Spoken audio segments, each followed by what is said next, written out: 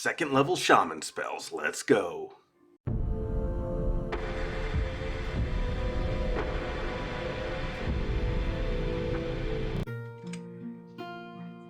Hello everyone, and welcome back down here to the Gamer's Den with me, your host, Jordan, your master of lore and storyteller extraordinaire, going into the second level spells for the shaman. I know normally I try to cover at least like 2 levels worth of spells each time, but I don't know, taking the time to break down the selections, the options, giving just a little bit more information, insight, and reasoning on what's on here, it just felt really nice, and I think I'd like to try doing that just a little bit more again. And also, don't mind the makeup. My wife and daughter had done that for me when I was in between sleeping and kind of waking up.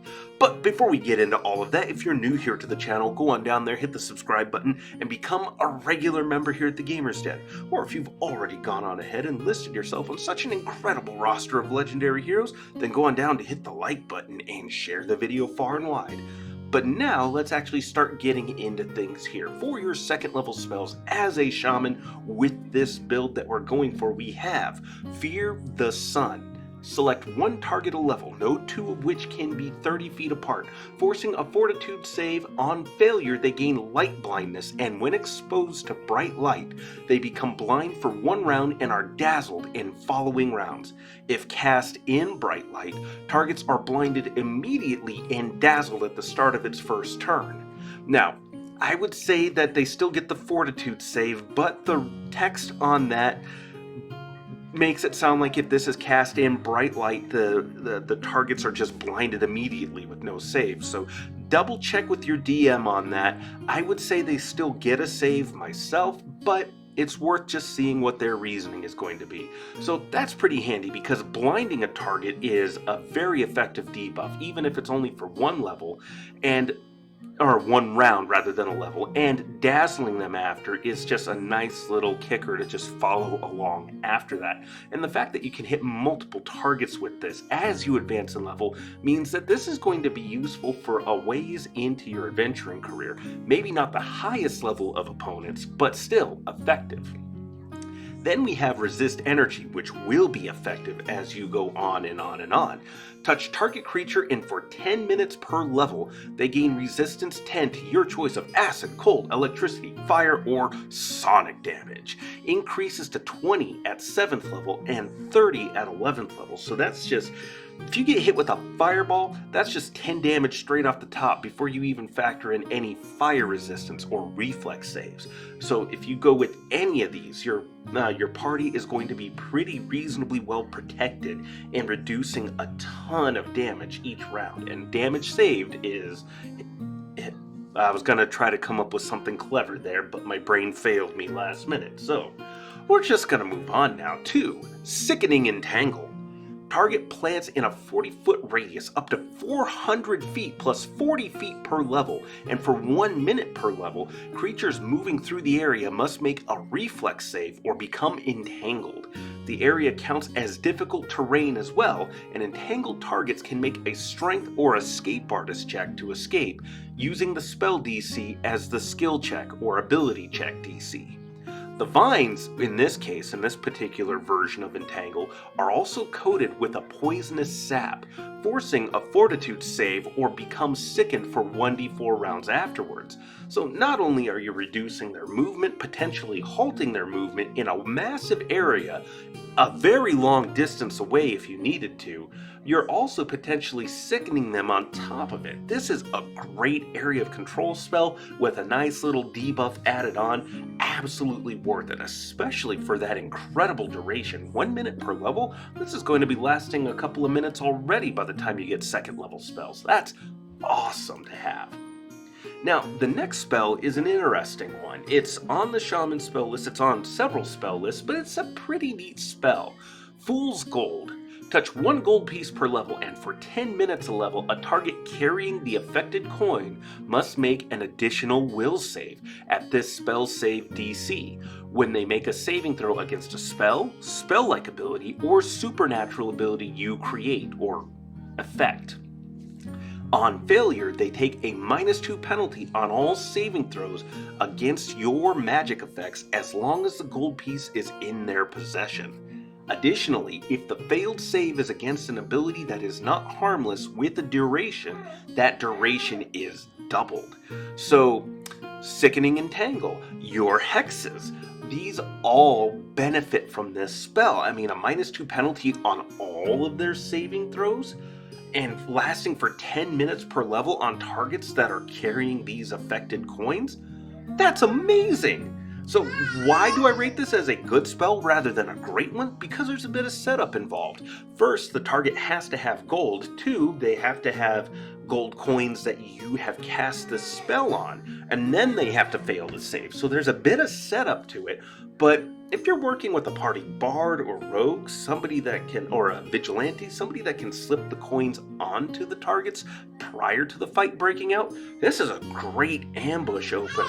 Like, it's so good that it keeps it from being just kind of okay, because the setup is definitely a little bit circuitous. You have to plan this out, and not every plan survives contact with the enemy, but things like that may happen. And voicing his concerns from behind me here is my youngest, most adorable co-host, Finnegan, apprentice storyteller, uninitiated as yet to any circles of lore. Let's bring him in now. He's been taking bardic and educational lessons from the legendary, the revered, worldwide Miss Rachel. That was absolutely fun. Oh, and your bib popped off. Let's fix that. Okay, so let's keep things rolling on along here, shall we, little one?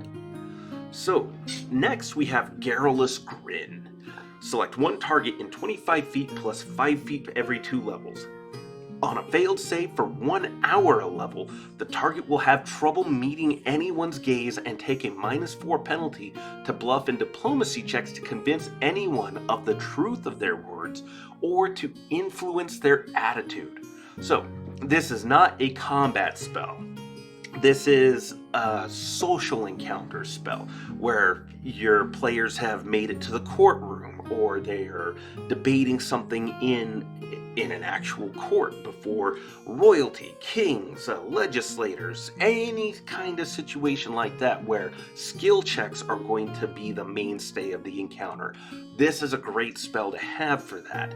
Now, characters that are more skill focused, they tend to have better will saves, but this might work very well in combination with Fool's Gold earlier, so that's a couple of spells to really start tipping things towards your party's favor. But there's a lot of interesting things that you can do here, and these are great spells to have in your back pocket for non-combat situations. And this is an example of where being a divine spellcaster allows you to lean into the flexibility of these different spell options, because again, Garrulous Grin, Fool's Gold, those aren't spells you're going to be using all the time. I mean, combat's going to be the most frequent thing that does come up where you are going to want to make sure your spell selection is on point. But Garrulous Grin and Fool's Gold, these are examples of spells that are great for social encounters and actually confer incredible benefits with a little bit of thought and planning ahead of time. And lastly, we have Bull's Strength, and this goes for any of the stat boosting spells. Bear's Endurance, Fox's Grace, Eagle's Splendor, all of these different spells. One touch creature gains a +4 enhancement bonus to their strength for 1 minute per level. Now, that's actually nice. It's a +4 bonus to, a melee stat for a fighter, barbarian, paladin, any number of creatures that will be depending on that to hit and deal damage. Why is this spell really not that great? It's because it's an enhancement bonus. And that enhancement bonus is going to be overtaken by many different kinds of items that are likely to come your party's way. Gauntlets of Ogre's Strength, Belts of Giant's Strength, or those belts that boost a character's physical abilities, their attributes. Those are all enhancement bonus items. And like bonus types can't stack together, only the greater of the two are going to be used.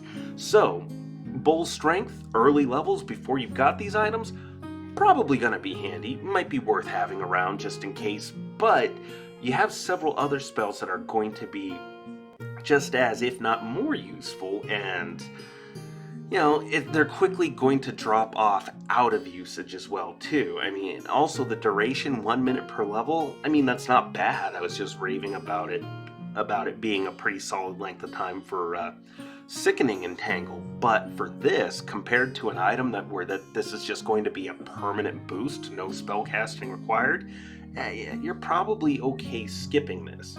Unless you're going to use this for creating magic items, then it's going to be useful, then it's going to be worth it, but then it's fire and forget at that point. So it just depends a little bit. But what do you think? Go on down to the comments below and let me know your thoughts. Did you like today's video? Did you dislike it? What other spells might you recommend for people out there? Certainly, again, there's plenty more. There's plenty more that I haven't covered here that are varying in their qualities and their uses, but they, depending on the situation, they're going to be absolutely valuable. Like there's a buoyancy spell that makes the target just automatically float. That's great to throw on the fighter who maybe got lost overboard on a ship. You want to throw that on him and make sure that, hey, you're gonna be okay for at least a little bit, buddy. Long enough for one of us to get down there and rescue you. Hopefully a druid with a water-based wild shape. But, let me know your thoughts in the comments below so that we can engage in discussion. And remember, if you're new here to the channel, go on down there, hit the subscribe button, and become a regular member here at the Gamer's Den. But with all that said, I've been your host, Jordan, your Master of Lore and Storyteller Extraordinaire. Thank you all so very much for your time, and you all have yourselves a good night.